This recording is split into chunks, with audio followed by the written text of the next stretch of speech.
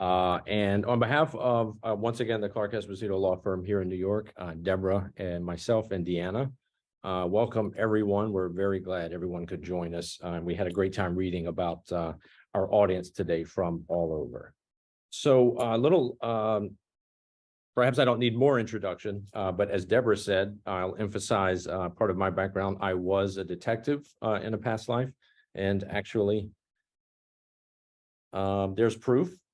A younger man. But one of the things I've found, and this is kind of a jumping off point for our presentation, is that a background in investigations is actually quite helpful in regulatory compliance and export compliance in particular. And so we made that a theme of this presentation today, of my part of the presentation. And unfortunately, in our roughly hour together, we won't be able to cover every question that everyone across a wide array of industries might have. But this phrase that we're going to use as a theme throughout my part of the presentation, to think like a detective when it comes to sanctions and export control, is a good novel way of thinking about compliance. So we'll have some tips after I do a brief introduction on sanctions and Russia sanctions in general. Towards the end of my presentation, and we'll get back into this theme of thinking like a detective in your compliance roles. So first, what is a sanction? And we'll do a little brief background, as we probably have some participants from a variety of roles and different levels of experience. But I think to get started, this excellent sort of characterization of sanctions from the Council on Foreign Relations, and I'll just read it with our audience here. Economic sanctions are defined as the withdrawal of customary trade and financial relations for foreign and security purposes. Sanctions may be comprehensive, prohibiting commercial activity with regard to an entire country, like the longstanding U.S. embargo of Cuba, or of course they can be targeted, blocking transactions by and with particular businesses, groups, or individuals. So that's a good general definition of sanctions for our purposes, for a little background. Now, in the United States, as most of the audience likely knows, because even if you're not fully employed in this arena, you see it in the news constantly. Most of our sanctions come from the U.S. president under authority granted through the International Emergency Economic Powers Act of 1977. This is usually described as the president's toolkit for responding to global threats. The U.S. Congress can enact sanctions through legislation, although this is a little less common than the president. So where sanctions are imposed, say U.S. sanctions, again, is our focus here today, anyone subject to U.S. jurisdiction. So our business partners here in the U.S. who may be doing exports to virtually anywhere will, of course, be subject to sanctions protocols. But Americans abroad, this is what's called an extraterritorial regulation. So it applies to people even when they travel. I'm a U.S. citizen. If I were to travel, the sanctions apply to me pretty much wherever I go, just like they would here in the U.S. So that's an important point, a little background for sanctions. And as you know, the Russia sanctions is an important regime globally. All of our partners are involved. And so we use methods, everybody's kind of on board in this case, but the U.S., of course, uses methods with other countries, allies and otherwise, through diplomacy and even pressure campaigns to get everyone sort of on board with our global objectives. For better or worse, that's how sanctions usually work. And again, I should emphasize in this case with Russia, it wasn't so much a pressure thing as a sort of combined global initiative that everyone understood the importance of. So I'm going to go into some very brief detail on the sort of frameworks for sanctions, which Deanna will touch on in greater detail after me. Sanctions can be in the form of a prohibition on financial transactions, and this will be done from under the authority of the Office of Foreign Assets Control, which is a Treasury branch. It's often called OFAC for short. Sanctions also, and I think this can be characterized as probably the most common. OFAC is a close second, perhaps. Prohibiting exports of a wide range of physical and intangible dual-use items. Dual-use just refers to technologies that have civilian and military applications. This is governed by the Bureau of Industry and Security, or BIS, which is a branch of Department of Commerce. And then, of course, controls might prohibit the supply of military equipment under the International Traffic in Arms Regulations, or referred to for short as ITAR, which is controlled by the Directorate of Defense Trade Controls. So again, these agencies and these sort of regulatory regimes, Deanna will touch on in greater detail, including penalties, which is important. Now, getting into some specifics on the background of the current sanctions regime when it comes to Russia. Since Russia's 2014 invasion of Crimea, the U.S. has imposed a wide variety of sanctions on the Russian Federation. Now, the goal of sanctions is to influence a country's behavior through economic sanctions, putting pressure on the economy, particular groups. In the case of Russia, the oligarchs are a particularly active group of sanctions because they have such an outsized footprint in the Russian economy. Despite our sanctions, and I think in the Q&A, we're almost certain to do some discussion of whether or not these sanctions have been effective. Despite the 2014 sanctions, after the invasion of Crimea, Russia went forward with a full-scale invasion of Ukraine in February of 2022. And then sanctions sort of spread into this, what we see today as this sort of unprecedented scale of sanctions by a host of countries. So our sanctions, very brief background, they're massive, as I'm sure the audience is aware. U.S. sanctions in this case target a wide variety of Russian economic sectors, Russian entities, and Russian individuals. Again, this is the oligarchs for the most part that we just mentioned. And of course, the current sanctions regime is intended to influence the behavior of the Russian Federation, if possible, by impacting the Russian economy, and two, directly, there's a direct correlation of the sanctions and their ability of the Russian nation to wage war, to continue to wage war. The Biden administration has, among other things, prohibited new U.S. investment in Russia, blocked the import of Russian gold and diamonds, seafood, and alcohol. And we have prohibited the export of luxury goods to Russia. There's a social component to sanctions pretty often, and that's a big one in Russia. And we've, of course, prohibited all manner of financial and business services with and through Russia.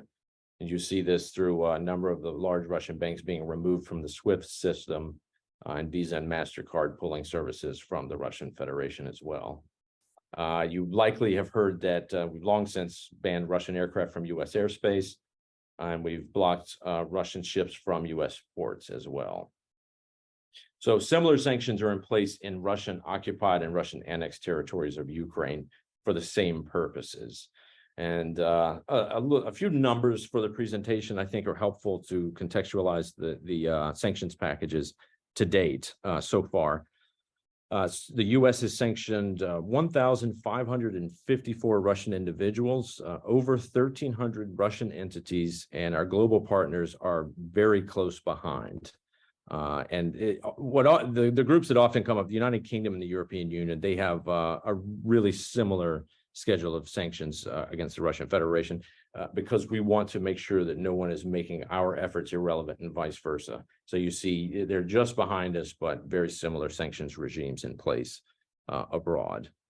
So I would like to, as Deborah mentioned in the introduction, I have been doing a Russian law program and a master's program for the past year. Some background on the Russian Federation when we talk about sanctions, and this is one of the elements that makes this particularly important. The modern Russian nation is really tailor-made to evade sanctions, and it's one of the reasons we are doing this presentation today. If we go back in the past, throughout the Cold War, Russia has sort of created well-worn paths for smuggling and evasion of export controls.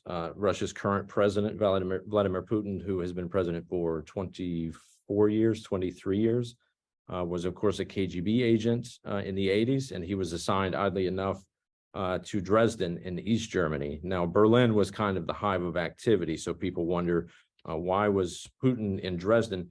As it turns out, Dresden was the center of smuggling for Western technologies during the latter part of the Cold War. So that's some important context when you think about really the leader of the Russian state today, the Russian country, the nation of Russia. Likewise, Putin's tenure as deputy mayor of St. Petersburg from the early to mid 1990s the Tambov criminal enterprise took virtually complete control of the port of St. Petersburg for the purposes of smuggling. So as a nation, as a country, Russia has sort of a longstanding and deep institutional knowledge of smuggling and has, again, well-worn diversion paths that have been developed since the Cold War. So Russia is pretty good at getting around sanctions, which is why you see increased enforcement and a lot of discussion about sanctions, which is one of the things we'll get into as well today, and due diligence in particular.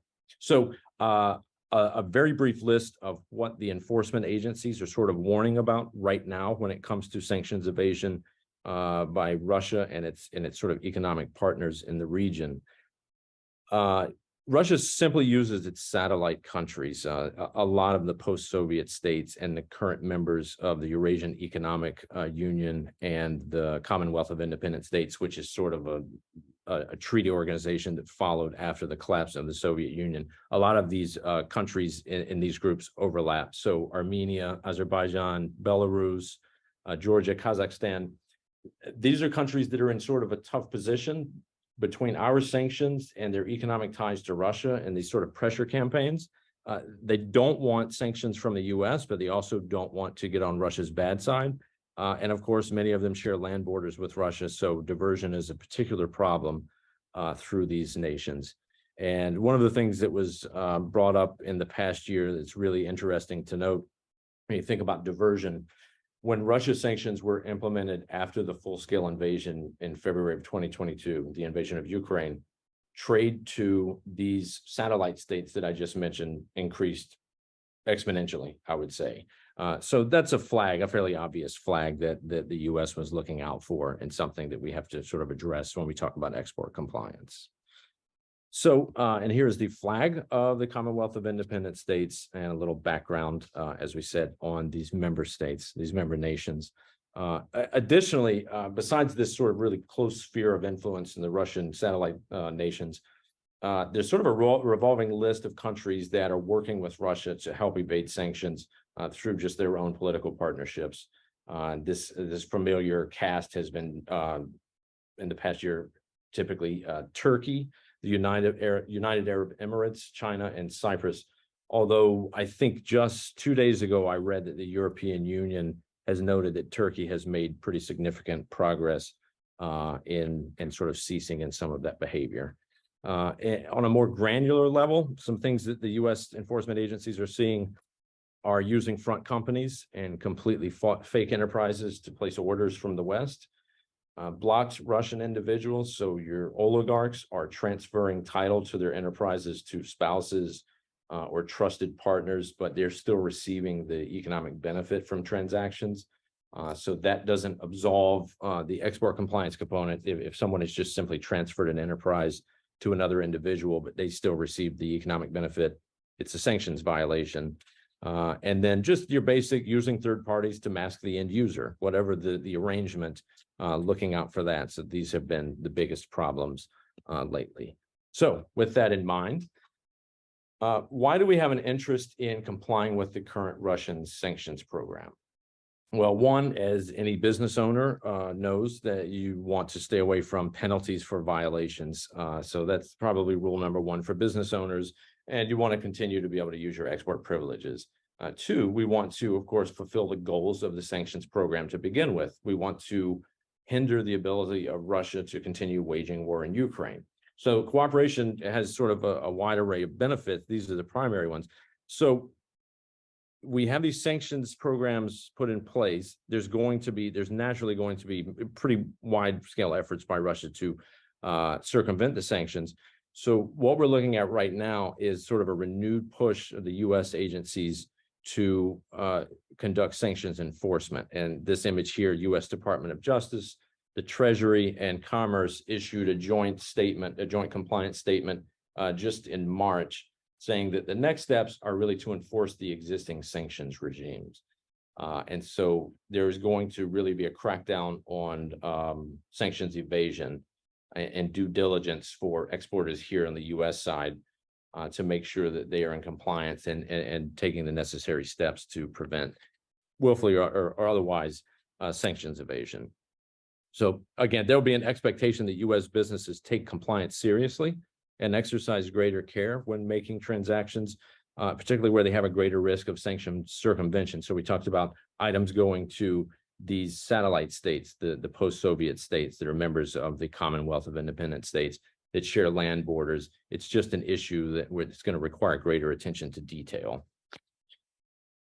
So, as I promised, think like a detective. My quick outline to get you to take a sort of a different, maybe creative approach to compliance.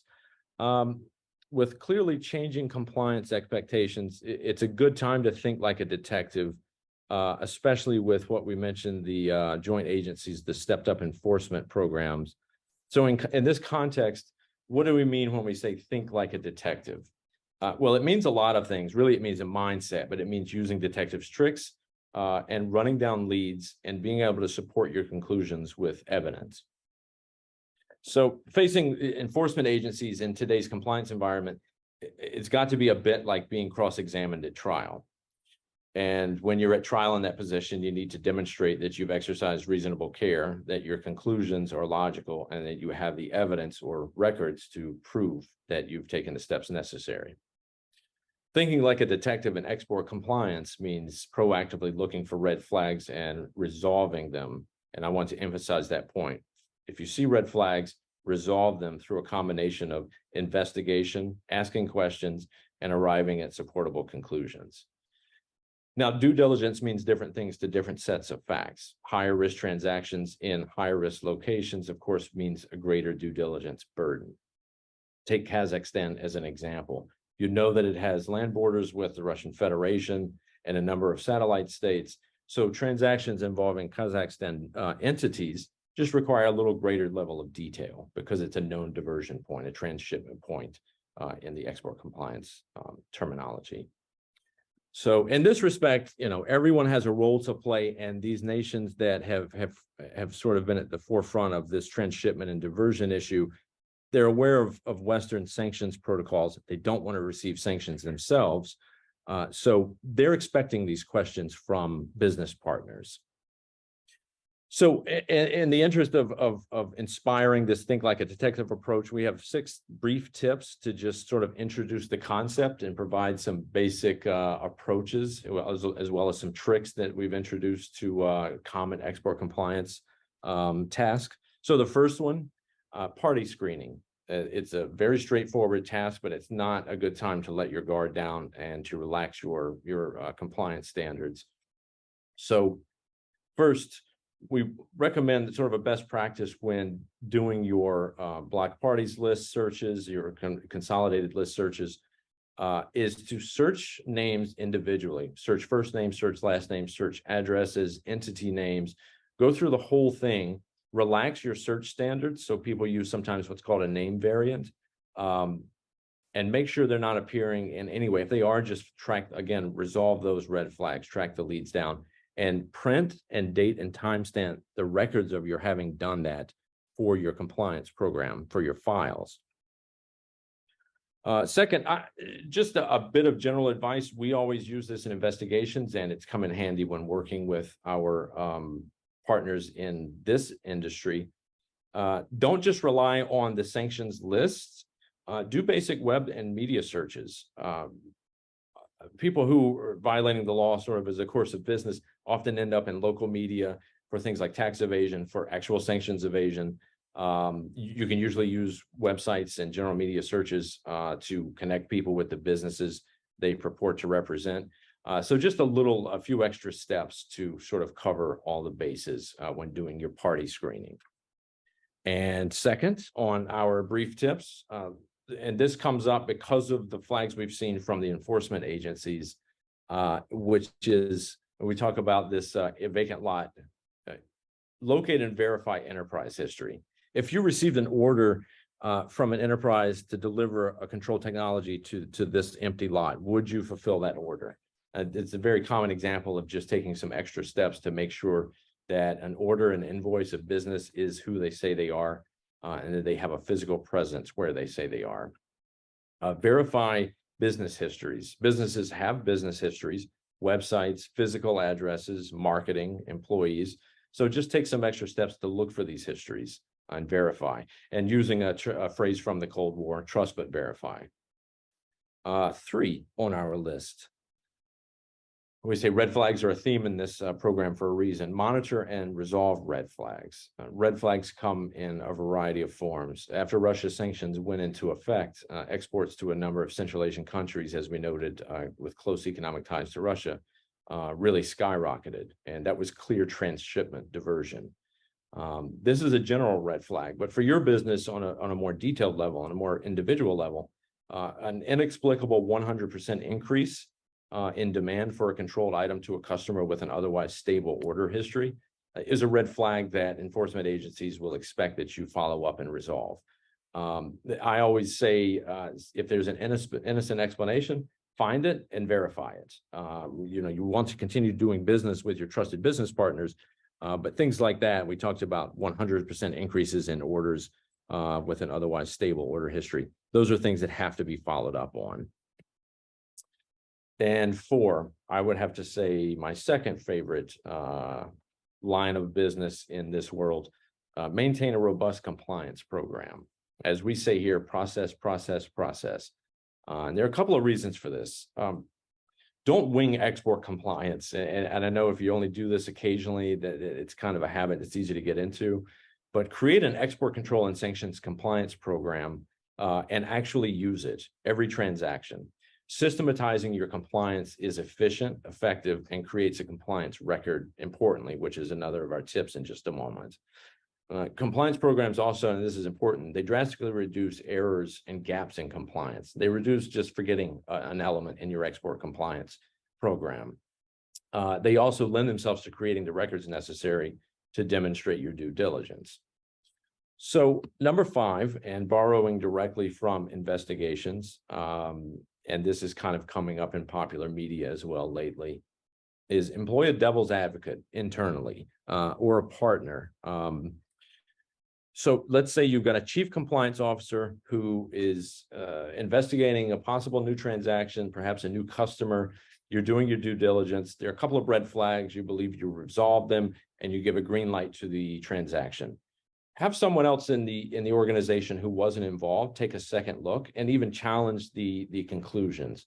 So this does a couple of things. One is it's another layer of records to show that you're doing your job on the due diligence side, but it also eliminates this very common problem of confirmation bias. We all want to make that transaction, and so we look for green flags even when they're possibly not there. So having a devil's advocate jump in and take a second look is always a good practice. And you'll see that across a wide array of industries lately. So our final point on our 6 tips to get you thinking like a detective when it comes to export compliance and sanctions compliance. This is my favorite point. Become an expert record keeper. Something that all detectives are told when they're new is if you don't write it down, it did not happen. And that is absolutely true. And I would say it's even more true when it comes to export compliance and sanctions compliance in general. An internal compliance program, as we mentioned, lends itself to the basics of record keeping, but I always recommend thinking outside the box. So email yourself notes, steps you've taken, send internal memos to document these steps that you're taking in furtherance of due diligence. For example, today, if I were involved in compliance right now, I might have an email or an internal memoranda that's date and time stamped that says on Friday, May 19th at 12:30 p.m., I met with 150 industry compliance professionals and trade partners to talk about record keeping. And then I have this in my compliance notes and records to demonstrate that I've taken this step at some point in this process, if it were ever to come up in a question.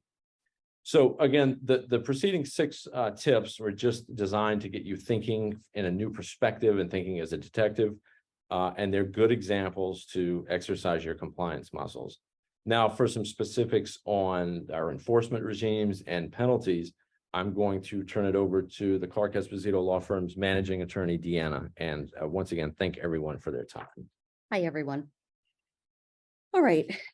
So we know we're trying to safeguard against diversion, but I want to back up and talk to you about the agencies responsible for enforcement.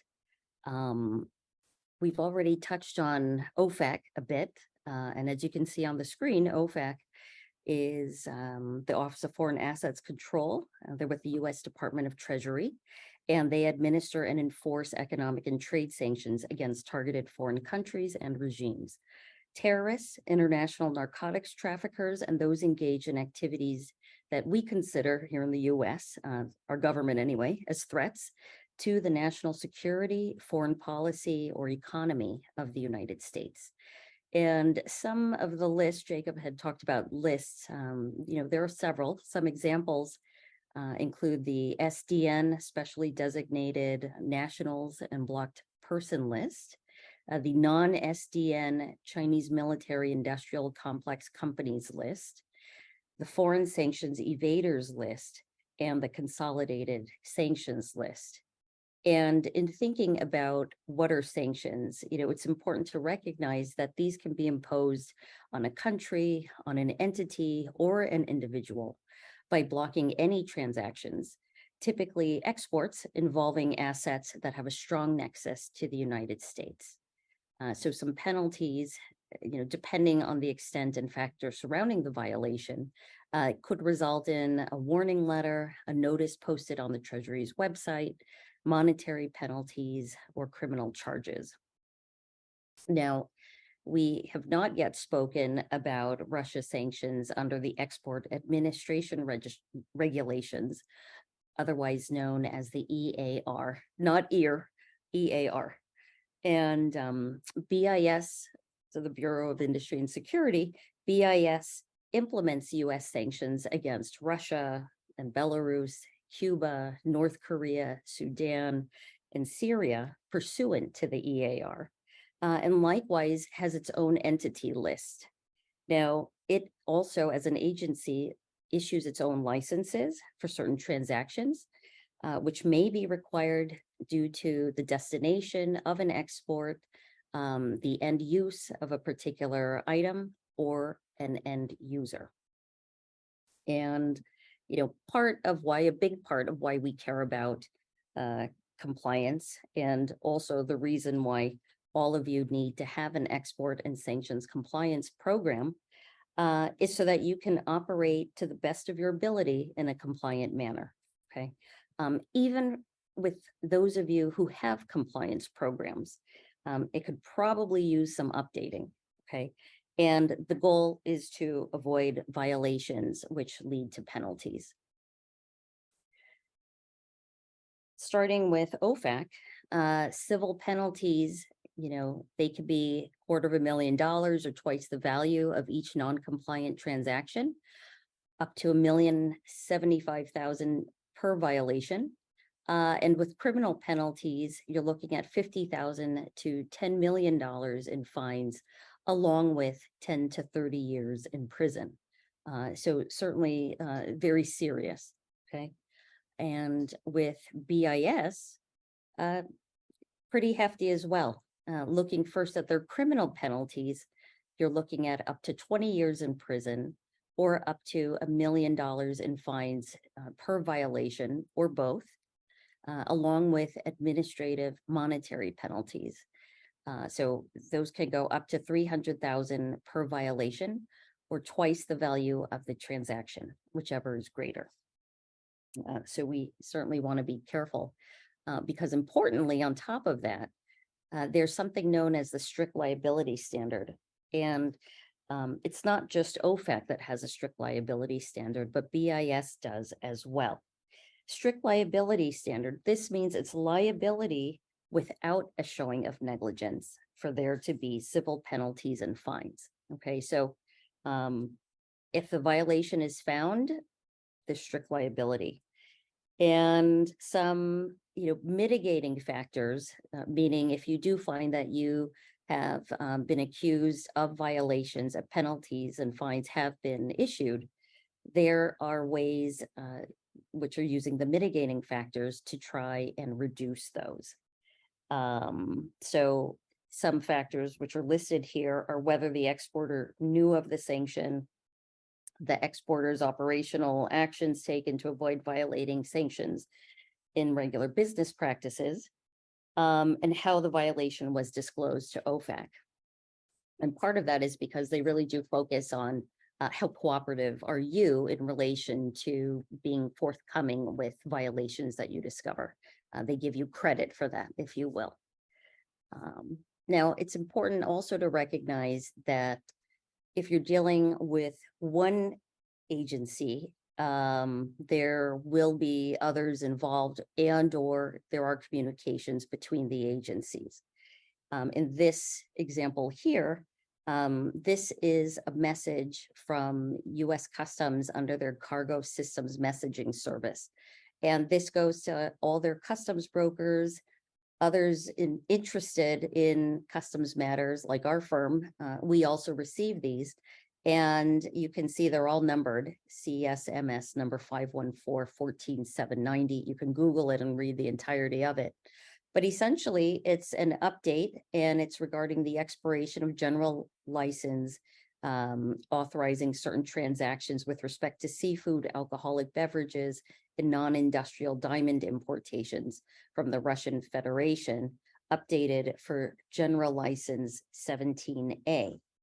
And here we see that due to the expiration of OFAC's general license 17A, US Customs is notifying the trade community that due to the expiration, direct delivery privileges are now prohibited, along with other restrictions of these product types listed here in the slide. Now, if you become aware of an issue related to non-compliance or even potential violations, you want to stop and look deeper into that. There is a program known as the Voluntary Self-Disclosure Program, and that allows a company who knows that they're, whether on purpose or not, normally it's not intended, but problems come up and you discover them. So what coming forward with the violations does is it can lead to a reduction of fines and penalties. It also establishes good faith on your part through the proactive cooperation, your proactive cooperation of disclosing, potential violations. Now, it's not 100% guaranteed, but it could also result in significantly reducing the likelihood of a referral for criminal prosecution as well.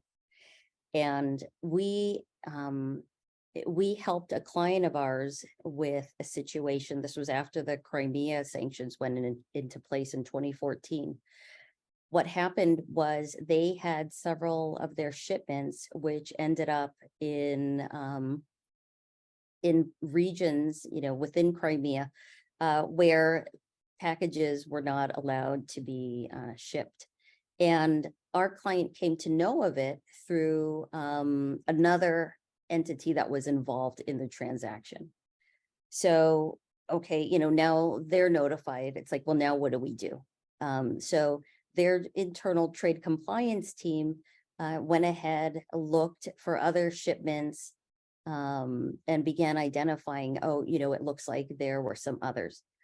That's when we got involved. And what was decided was that we would go ahead and submit a voluntary self-disclosure. That was sent to OFAC, it was sent to BIS, and ultimately it also gets sent over to Census as well. And by doing so, we were able to work in a cooperative manner with the agencies. No investigation by the agencies with our client had commenced, and this point is particularly important because once an investigation has started, you no longer have the privileges that run with the voluntary self-disclosure program. And, in the end, we made the disclosures. None of the agencies issued any penalties or fines. And I have to say, we're a law firm, so past performance does not guarantee, future outcomes. However, that happened to be the outcome of this client. And then, of course, beyond that, it did, this incident did cause them to take a look at their existing programs, the service they were using to run the party screening, to try and make sense of, how things had gone wrong. So, with that in mind, it brings me to the question, that some of you may be asking, which is, well, what can we do, right? And one of the things you can start doing is to go ahead and conduct your own internal audit. The reason for this is so you can start identifying, do things look the way they're supposed to? Has there been a new sanction that came out which now impacts a certain class or category of product or a specific destination country or financial transaction? When we are working with clients who are exporting, we'll start with, for example, their pre-sales export control questionnaire. Does this need to be updated? Of course, whoever's responsible for that in their department, whether transportation department or whatever you might call it, if ever something is left blank, they make sure they get that filled in. You would also then turn to your supply chain questionnaires. Are these coming back in a way that makes sense? Is our existing supply chain still one that we can rely on without doing anything more? Or do we need to start asking questions? When Russia had started with the Ukraine, we had some clients who were engaged in importing from companies in nearby countries. And so then the questions became, okay, what sort of vetting should we be doing? Then we, of course, turned and looked at their supply chain. Are any of your forwarding companies, Russian owned? Where are the goods that you're ultimately importing? Where were those originating from, right? Because we have country of origin issues. We have the whole other side of things when we're dealing with imports. So anyway, coming back to exports and sanctions compliance, start by taking a sample selection. This is actually an approach Customs takes when they're doing an audit.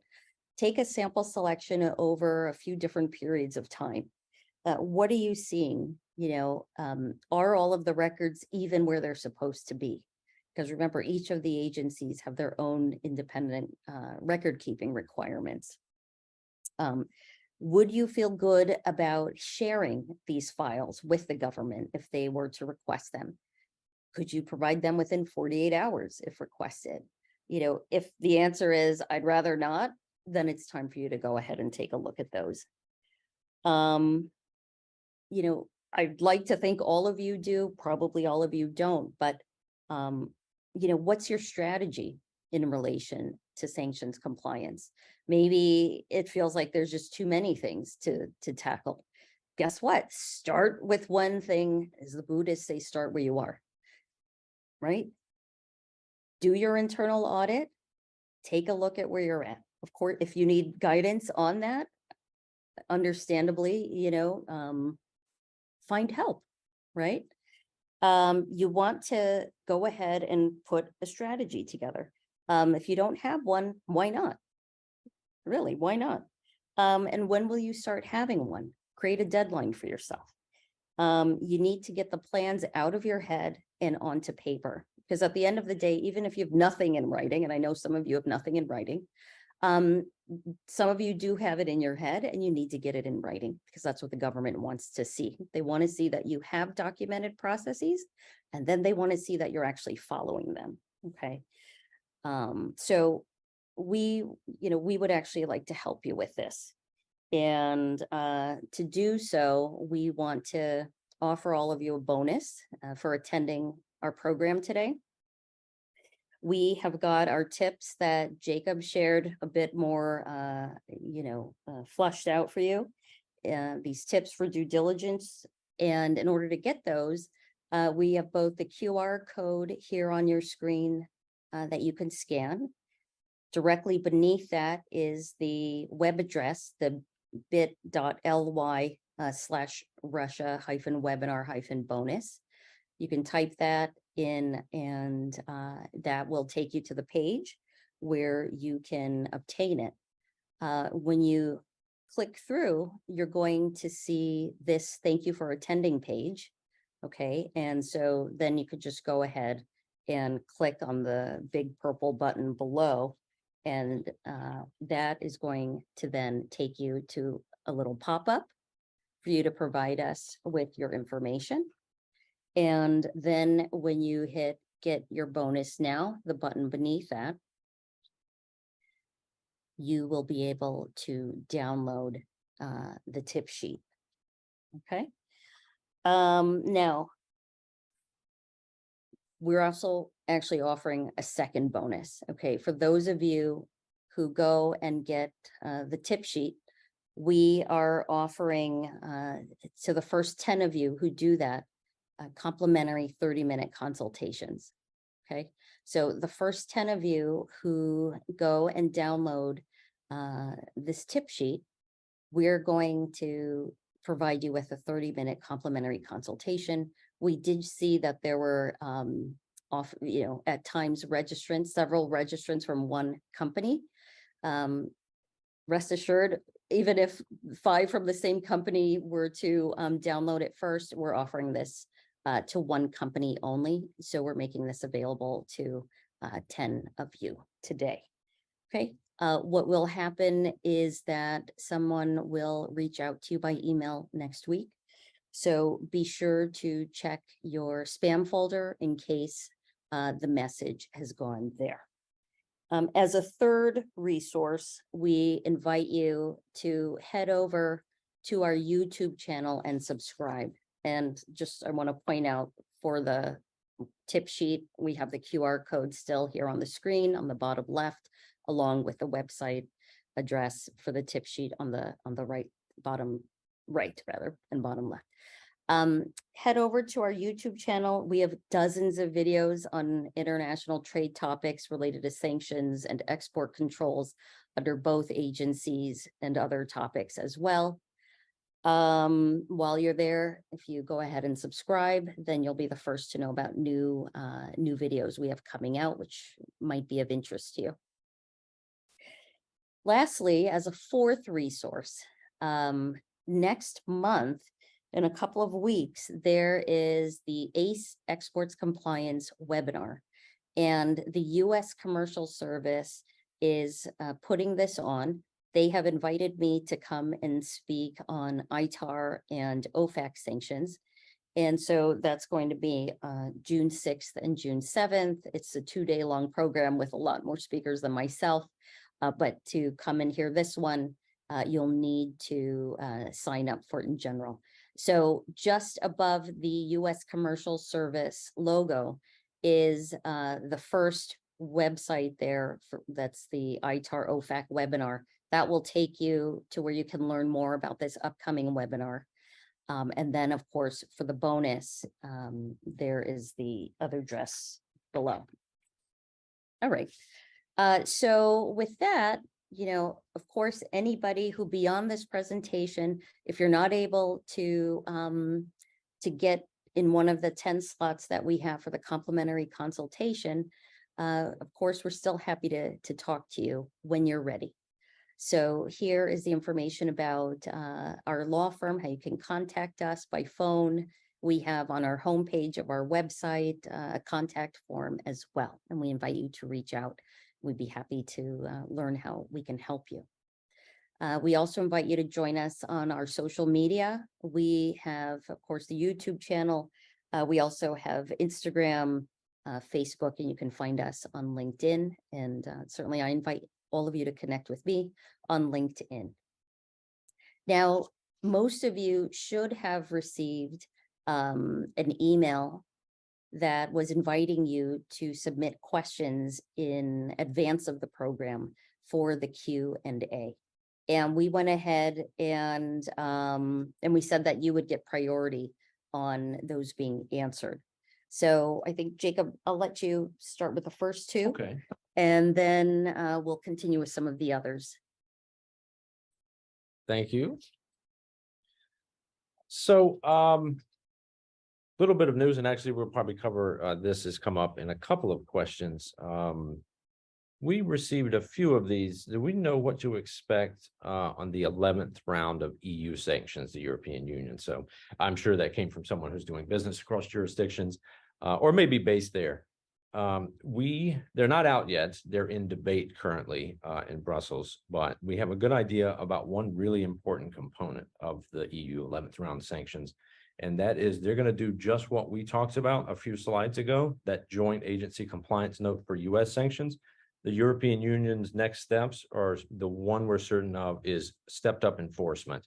And they're going to have what they're referring to as a name and shame protocol. So companies, nations, anyone who's sort of facilitating diversion and sanction circumvention, they're going to publicly name those entities and individuals.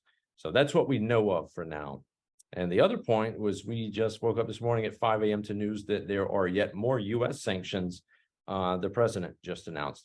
We don't have the details of those yet. I think we'll be monitoring those. Unfortunately, of course, we had a busy morning here. We'd love to jump right into them, but we didn't know that that was coming out first thing this morning. But we will probably publish something on the website soon to address that.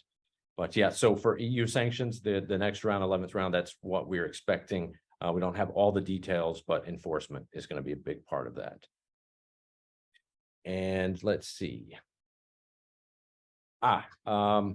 We've been hearing this for weeks from just conversation. Are Russian sanctions effective? And I think we received another question that was more of a complaint. Russian sanctions are not effective. It's kind of a mixed thing. I personally think they are effective. One of the things that's important to note about Vladimir Putin is, how long do you think he knew that the Ukraine invasion was coming before it actually happened?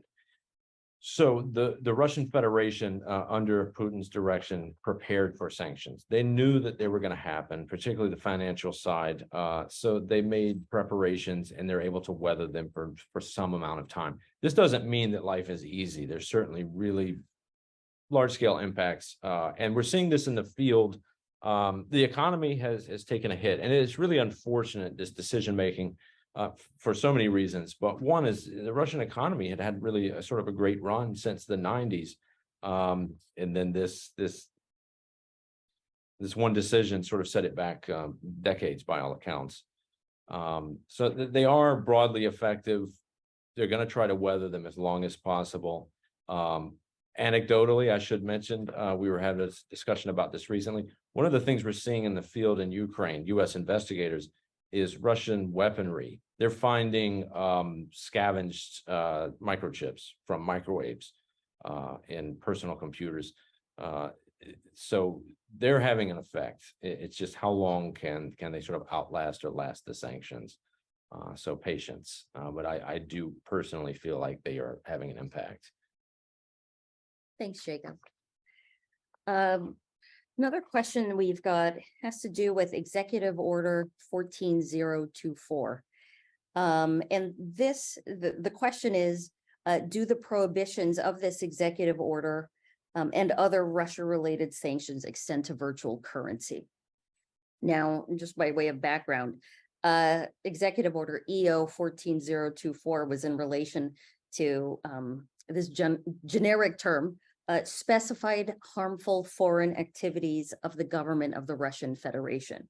Now, what does this even include? So it includes efforts to undermine the conduct of free and fair democratic elections and institutions in the US and its allies and partners, to engage in and facilitate malicious cyber-enabled activities against the US and its allies and partners, to foster and use transnational corruption to influence foreign governments, to pursue extraterritorial activities targeting dissidents or journalists, to undermine security in countries and regions important to the United States national security, and to violate well-established principles of international law, including respect for the territorial integrity of a state. So OFAC, has imposed extensive sanctions action under EO 14024. And as far as OFAC is concerned, these regulations, these sanctions need to be enforced whether you're dealing in a transaction, which is a traditional fiat currency or virtual currency. And, they view it that US persons, including virtual currency exchanges, virtual wallet hosts, and other service providers, such as those that provide nested services for foreign exchanges, they're all generally prohibited from engaging in or facilitating prohibited transactions, including virtual currency transactions in which blocked persons have an interest. US persons are further prohibited, and again, this doesn't matter if we're sitting in the US or sitting in Paris, US persons are further prohibited from engaging in or facilitating any transaction by a non-US person that would be prohibited if performed by a US person or within the United States, including, of course, virtual currency transactions involving the Central Bank of the Russian Federation, National Wealth Fund of the Russian Federation, or the Ministry of Finance of the Russian Federation. Now, among other activities, US financial institutions are also generally prohibited from processing transactions, including virtual currency transactions involving foreign financial institutions that are determined to be subject to the prohibitions of Directive 2 under this executive order, which is prohibitions related to correspondent or payable through accounts and processing of transactions involving certain foreign financial institutions. We touch upon this topic a bit in a couple of our videos on YouTube. One is about NFTs and the law, and the other is called Exporting NFTs. So you might want to have a look there. Another question that came in is as follows. If my company is subject to multiple directives, how do the prohibitions and exemptions listed under one directive affect prohibitions and exemptions under the other directives? And the answer is that if a transaction involves a person which is subject to more than one directive, that they need to comply with the requirements from each of them. They each stand independently, and an exemption that you find in one will not carry over to another. Another question we got is, do non-US companies risk exposure to sanctions for providing ammunition or other military goods to Russia, or for supporting Russia's military industrial complex? And the answer to that is yes. So multiple Russia-related sanctions authorities authorize sanctions against non-US persons that provide goods, services, or transport or support for Russia's military industrial complex. So, for example, OFAC may block any person that it determines operates or has operated in the defense and related material sector of the Russian Federation pursuant to this EO 14024, which again is blocking property with respect to specified harmful foreign activities of the government of the Russian Federation.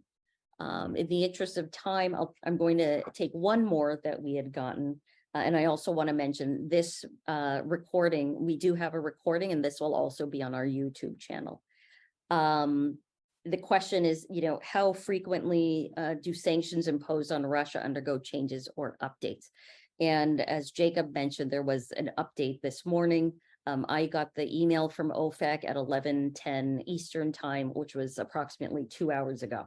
So they can literally happen in the morning. Okay, so for your purposes to ensure compliance, you want to stay up to date, monitor official channels such as government websites, regulatory agency websites, and relevant international organization websites that provide information on sanctions updates. We also have a newsletter, by the way, which you can also subscribe to on our website, and consult with companies who are experts in these areas. And go ahead and get expert insight, as you're doing this, where you find things need to be added back into your compliance program when you do that internal audit I spoke of not too long ago. This is where you're going to find information on, hey, we need to update this where an issue arises. So, with that, I'd like to thank all of you for attending today's program. Again, I look forward to speaking with, those of you who've taken advantage of the free consultation. And I wish you all the best. Thank you for attending.